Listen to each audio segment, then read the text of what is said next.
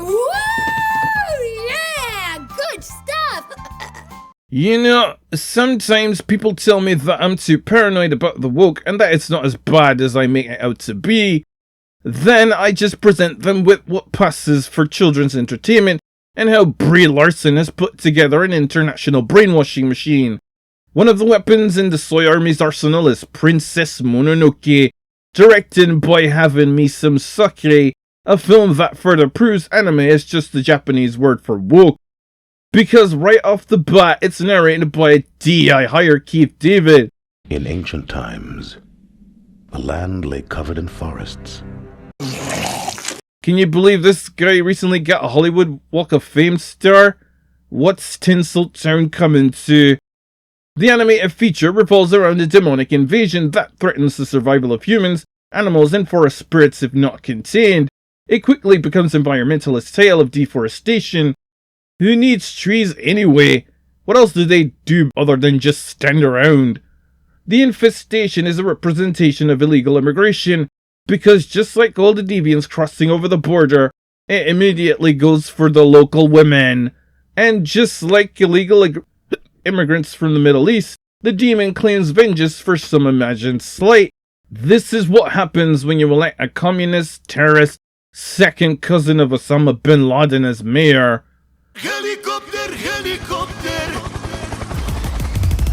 Helicopter, helicopter. The main protagonist is Ashitaka, heir to his village seat of power. Because Brie Larson doesn't like men being happy, the demon infects Ashitaka's right arm, depriving him of the prospect of a good wank. Luckily, he's been using that arm so much, it's strong enough to open a large gate. When Ashitaka is infected by the hate boner demon, he becomes an outcast and wears a pointy hood to cover his face. I wonder what that could be alluding to. Ashitaka has to go all the way to the west without any pubs along the way, not even so much as a Starbucks. But it gets worse, dear viewer. Ashitaka gradually comes across more and more of something that's guaranteed to tank a film. Female characters. Enter Princess Mononoke. She's a girl boss who rides a large white wolf. The film's way of saying feminism will eventually conquer and tame the straight white alpha male. Princess Mononoke herself is definitely a strong female character. She dodges cannon fire with ease, because as a woman she's had tons of practice dodging accountability. But as soon as Ash gives her a compliment, she turns into a bashful damsel. You're beautiful. Once again debunking the myth of the great girl boss. That's her. Monocycle has an absolute disregard for personal property because she sets Yakul free without the permission of his owner. I guess she's a Billie Eilish fan. No one is illegal on stolen land.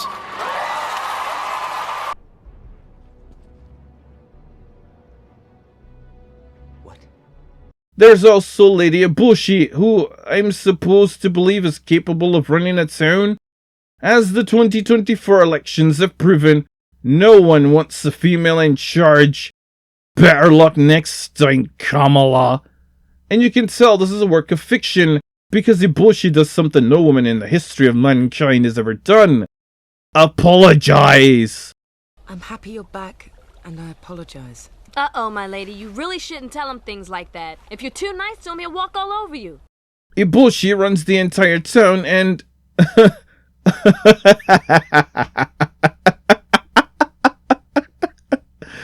I'm sorry, again, it's just too far-fetched. In a film about giant beasts, demons, and curses, the most unbelievable thing is that a woman could be in charge of anything. Eboshi writes off the men who fell off the cliff, We'll move out now. But what about the men she pushed over the cliff? They're dead. leaving it to Ashitaka to save them. A reminder that us bros need to stick together. And the lunacy of her leadership is immediately proven.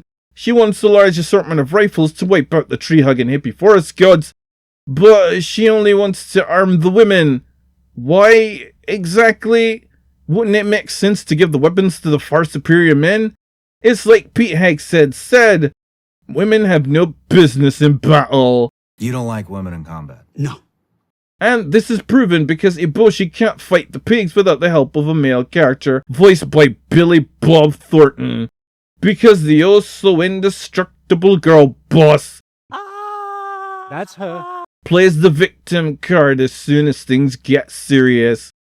Proving that feminism is just a means towards personal gain, girl boss Eboshi has no trouble abandoning the women of Irontown when they're ambushed. The women are on their own now. I've done all I can for them. They can take care of themselves. She and Princess Billie Eilish even fight, reminding us again that a woman's greatest enemy is other women.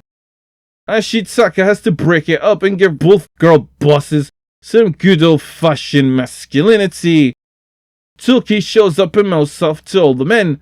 And as for you, Gonza, a fine captain of the guard you are, always strutting and throwing your weight around once the danger's over. She insults and humiliates her husband in front of everyone, more concerned about her livelihood than his very life.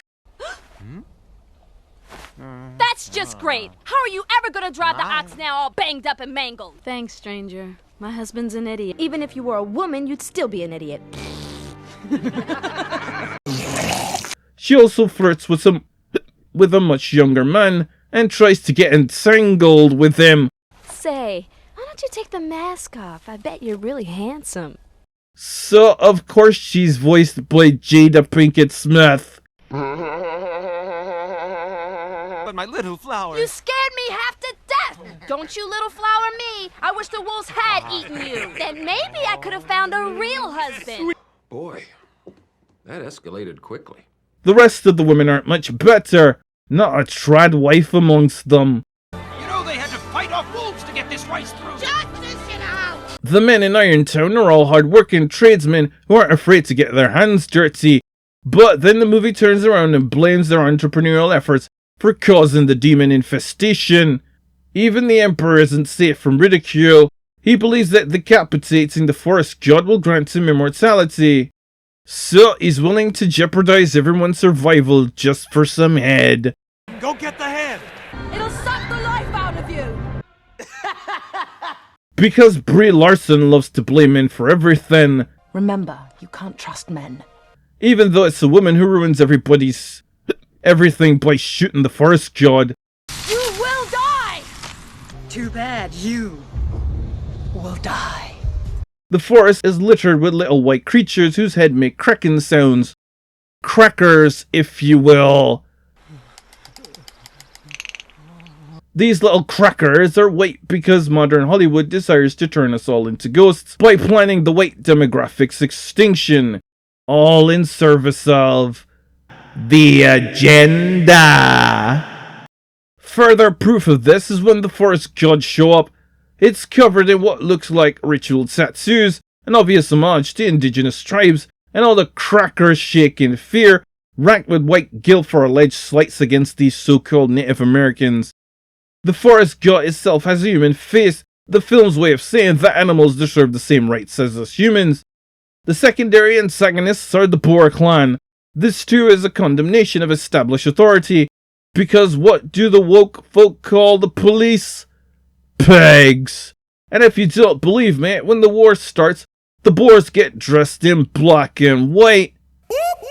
That's the sound of the police! That's the sound of the beast! Of course, since they're law enforcement, their leader is white and becomes corrupted, another criticism that white people can't be trusted. Because Moro doesn't want to see her girl boss daughter turn into a trad wife, she acts like a stereotypical mother-in-law and reads Ashitaka the Riot Act.